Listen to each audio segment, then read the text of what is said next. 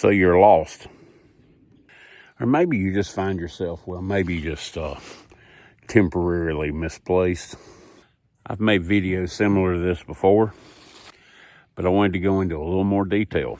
I was born and raised right here in the foothills of the Appalachian Mountains, spent my whole life out here, and I've been lost really good once and temporarily misplaced myself a couple of times.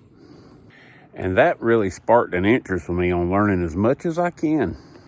When you find yourself lost, it can be a little nerve-wracking.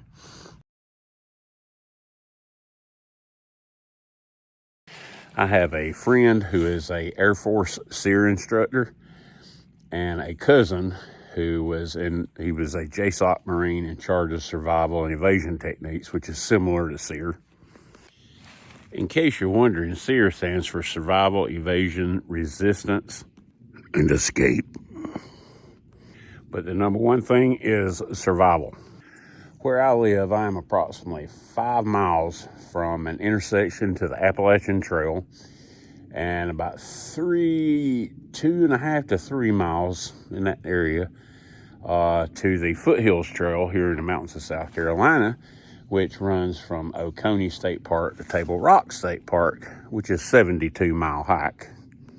And every year, usually 2, 3, 4 times a year, the Mountain Rescue Unit has to go out and try to find somebody.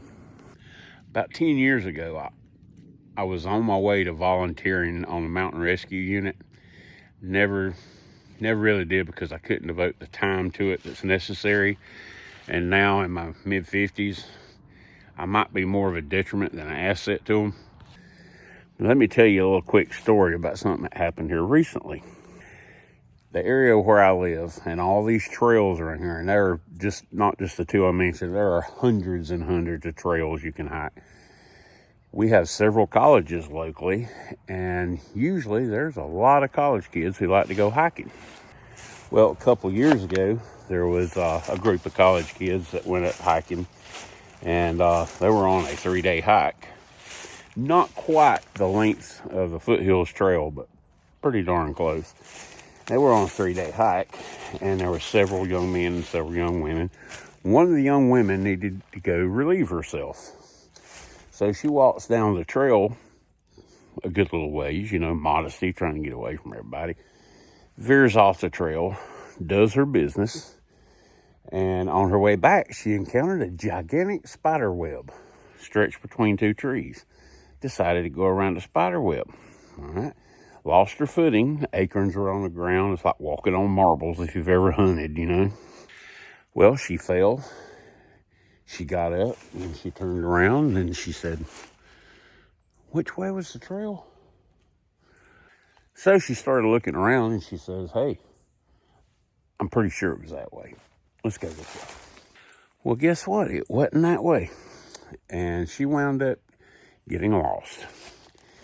And the first thing that happens, usually to most people, especially if you don't spend a lot of time in the woods and are very well versed, what generally happens the second you figure out, I'm lost, is sheer panic sets in. Well, this young lady, her name was Amanda, that's all I'm going to say. This young lady, she left to go on her little potty venture, and she didn't take her little backpack with her or take anything with her because I'm just going to walk down the trail right there and do my business and come right back, So she had no flashlight, she had no whistle, she had nothing. In fact, the only thing in her pocket was her phone, which didn't have a signal. And you can insert so many cases into this same scenario. People how'd you get lost? Well, I got turned around and I panicked. And you'll hear people say, "Oh, well, I walked back the way I thought I'd come a little piece, and I didn't see the trailhead, so I turned around, walked the other way a little piece." And yeah, that happens really often.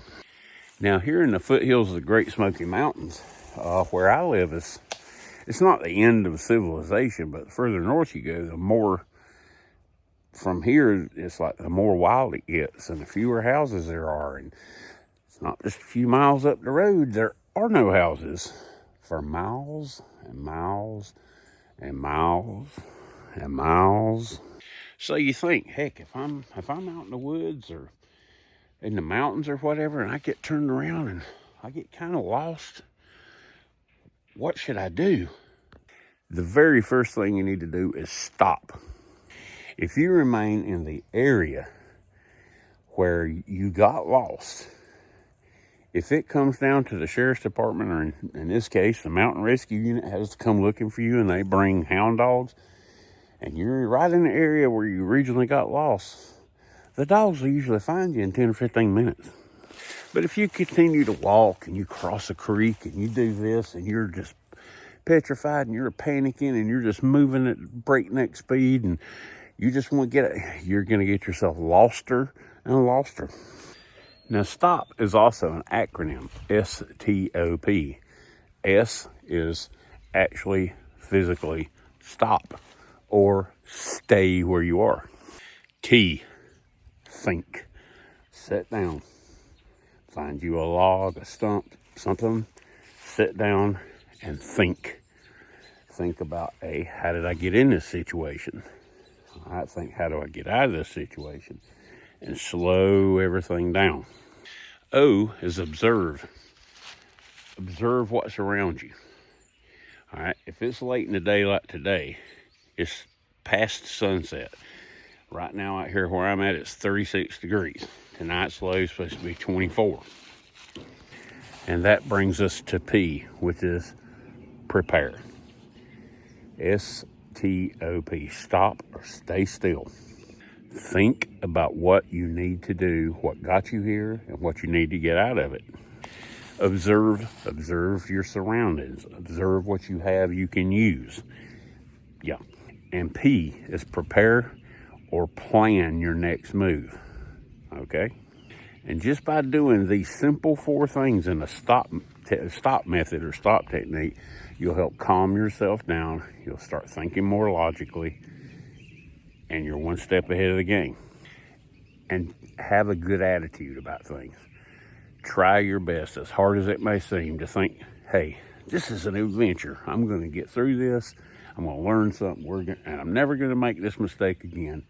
But I'm going to use the stop technique, and I'm going to keep a good attitude about this, because your attitude, what's between your ears, is your most essential piece of gear if you get lost in the woods. Because if you don't calm yourself down and you don't have a good attitude, I've heard of people who panic so much they start running, trying to find their way out because, oh God, it's getting dark, the sun's setting. Ooh, stop. All right, the 3-3-3 rule, especially what we're going to have tonight with temperatures down in the 20s.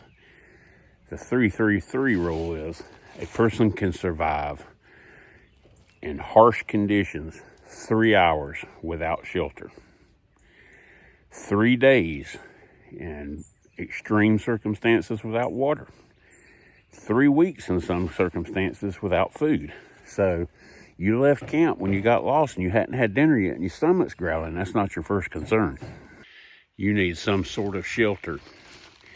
If you can't find some sort of shelter, find a bank, a berm, a deadfall, something that you can get behind, wiggle your way under, and get out of the wind.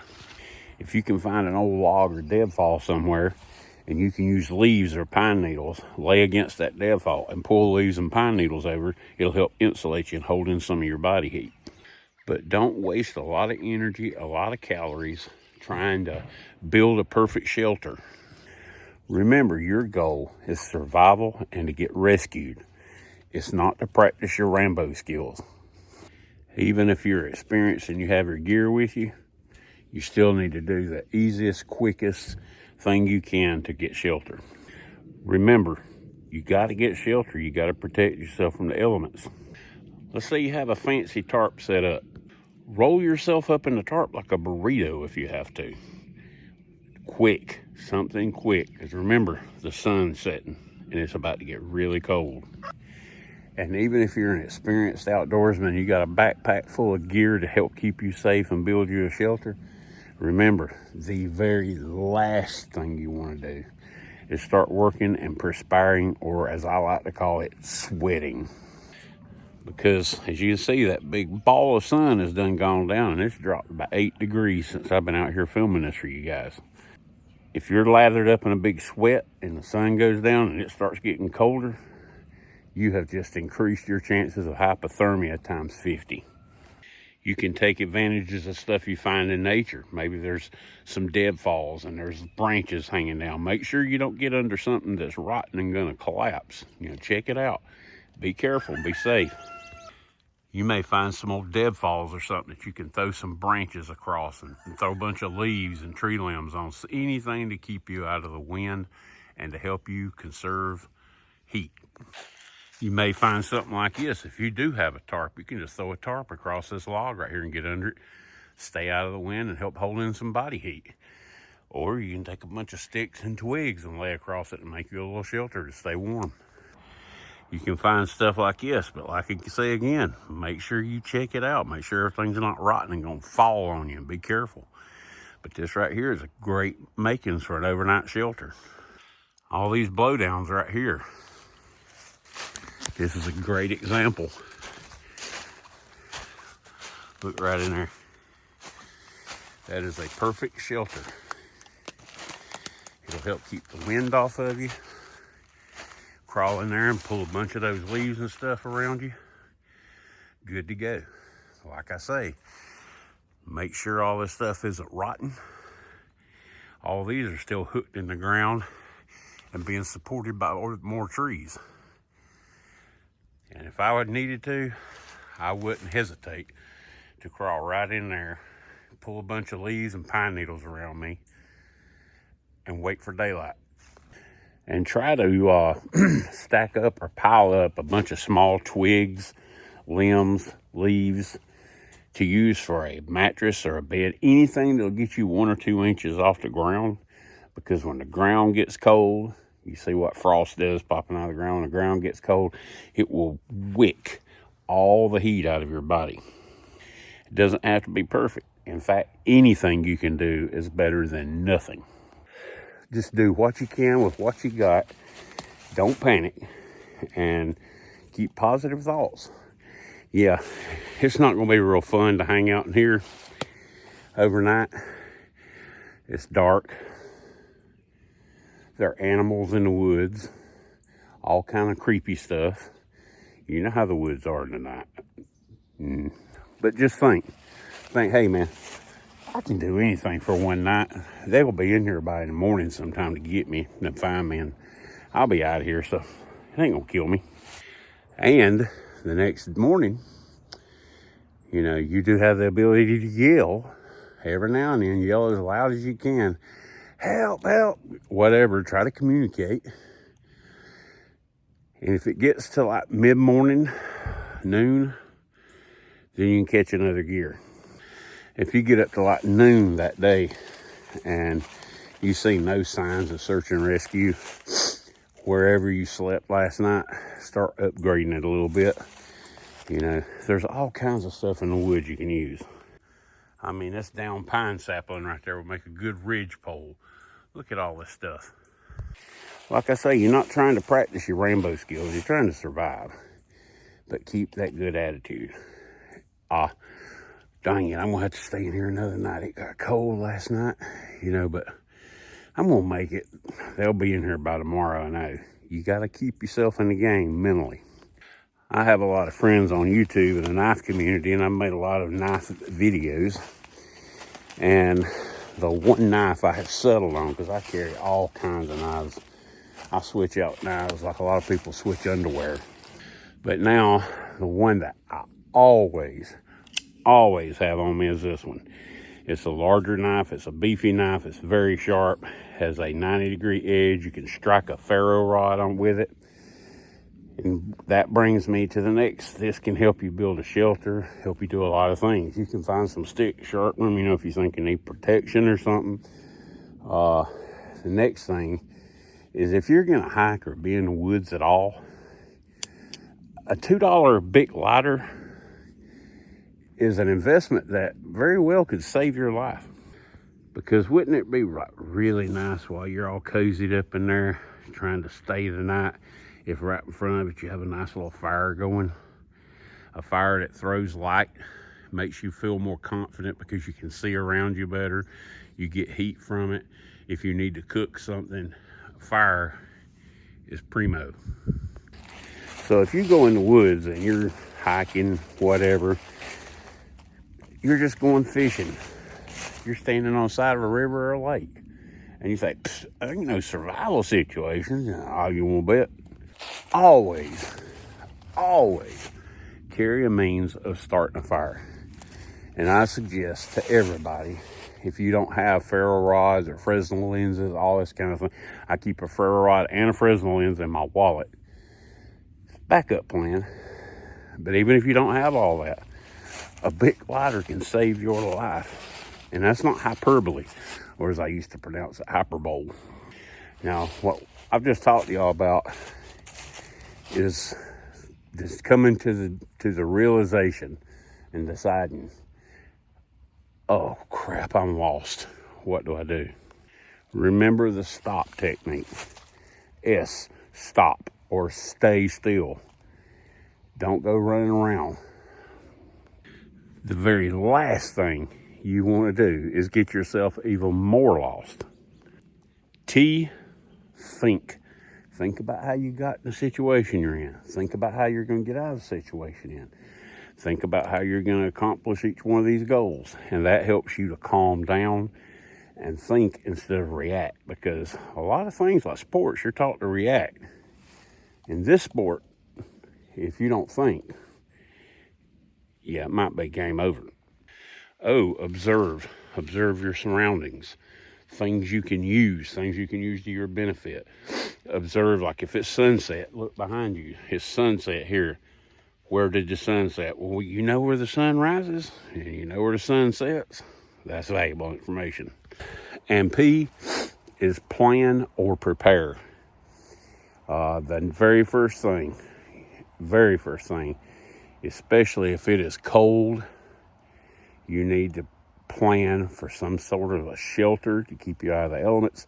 Number one, keep you out of wind. Like I say, it's going to be in the 20s tonight, and that's got hypothermia written all over it. Find a way to get out of the wind. And then if you can, find a way to insulate your body. If you have on good hiking clothes and you were prepared, that's going to help you a lot. If not, you need to think of something, wrap yourself up in leaves and pine needles, any way you can insulate your body. And remember the 3 threes or the triple threes. You can go 3 hours without shelter in harsh situations, 3 days without water, or 3 weeks without food. So make your number one consideration shelter. And if you have a means of starting a fire, that goes along with number one. Folks, gear is not going to save you. Having it between your ears, the will to go on, a positive attitude is more important and more valuable than any amount of gear you will ever think of owning in your life. And if you do get prepared, if you do have gear, use it. Go out in the woods behind your house or somewhere and just try to start a fire. Try to build you a little lean-to shelter. Practice, kind of know what it's like when you're chopping on something with that knife or you're cutting the bark off something. Because to be honest, 2 scenarios, I would place my bet on a guy who has some experience and a Walmart bag full of peanut butter and jelly sandwiches and bottled water than somebody that's got a giant backpack full of survival gear, if he has never used it. Started thinking about making this video when I was reconsidering getting on the mountain rescue unit, but